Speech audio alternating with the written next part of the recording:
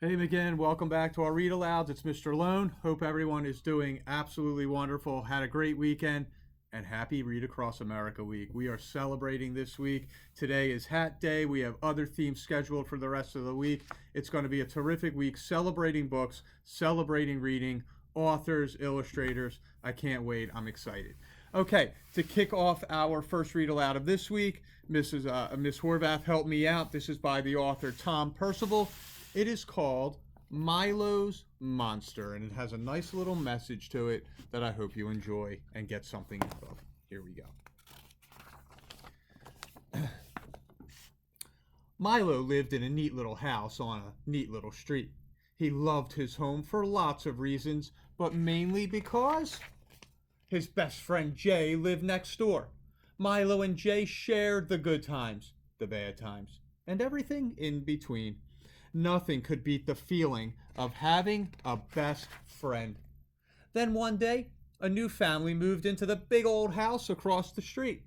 Milo watched as a girl ran excitedly around the yard. She smiled and waved, and Milo waved back. Later that afternoon, Milo went to visit Jay, but he wasn't in. He had gone over to the big old house across the street without telling Milo. Jay and the girl were in the yard, laughing very loudly. A funny feeling squirmed around in Milo's tummy. "Hi, Milo," called Jay. "This is Susie. Isn't her yard amazing?" Milo nodded, but the jealous, squirmy feeling had nothing to do with Susie's massive yard and everything to do with how much fun Jay was having without him. The next day, Jay was out again. Milo knew exactly where he would be, and sure enough, he was outside reading comics with Susie. Then Milo had a horrible thought. What if Jay didn't want to be best friends with him anymore? The squirmy feeling took over completely, and as it did, something very strange happened. A green-eyed monster popped up right beside him. "It's not fair," muttered the monster. "Jay is your friend, not Susie's." From then on, the green-eyed monster wouldn't leave him alone. Whenever he saw Jay and Susie laughing, the green-eyed monster said they were making fun of him. And whenever he saw them playing, the monster hissed that they were having more fun without him. Every time Milo saw Susie and Jay together, the green-eyed monster made him feel terrible. So Milo decided to stop seeing them at all. If they came to his house, he pretended not to be in. If he saw them at the park, he would hide. And if neither of them asked what was wrong, he just said, "Nothing," and turned away.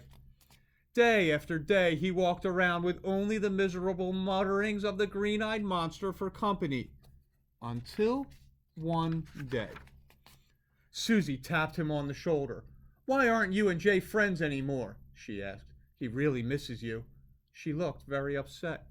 The monster said it was a trick, that Susie was lying, but Milo shook his head. It was time to get rid of that pesky monster once and for all. Milo shut his eyes tight. He took a deep breath and tried to force the bad feeling away. The green-eyed monster protested and muttered mean words, but its voice became quieter and quieter and quieter, until at last it was completely gone. Finally, Milo could see the truth. The green-eyed monster had nearly ruined everything. Now, he did the only thing that he could. He said, "I'm sorry." And he really was. Soon they were all friends again, laughing and playing in Susie's yard. Together. Milo smiled. Nothing could beat the feeling of having a best friend. Except having two of them. So boys and girls, I hope you like that story. I love how Milo overcame his jealousy. He saw the bigger picture there. A nice little message in that story. Enjoy this Read Across America week. We're going to have a blast together. And always, thanks for joining me. Really appreciate it. Good night, McGinn.